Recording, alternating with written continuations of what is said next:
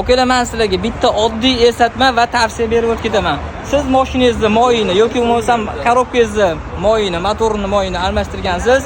Qachon almashtirgansiz? Esingizda ham yo'q, esingizdan ham chiqib ketgan va o'tkazib, ya'ni belgilangan muddatidan o'tkazib almashtirasiz. Bu motorni qorayishiga va kelajakda motor tez charchab, kapremont katta rasxodgacha ham tushirishi mumkin. Hozir men mashinamda 7000 km yurganman. Yaxshi sintetika moydan qo'yaman.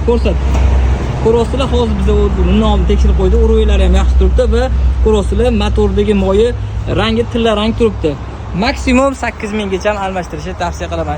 Plus ko'pchilik obunachilarimiz moyim kamayib ketdi deb ukulonni tekshirib qo'yishadi. Mashina tepaga yoki bo'lmasa pastga qarab turgan bo'ladi. Mashinani tekis joyga qo'yib, keyin urug'ini tekshirish kerak bo'ladi akalar.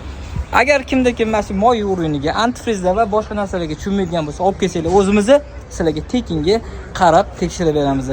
Menimcha ma'lumotim foydali bo'ldi deb o'ylayman. Agar foydali bo'lgan bo'lsa, like bosib, yaqinlarimizga jo'natib qo'yishim esdan chiqmasin. Jon bo'lsin.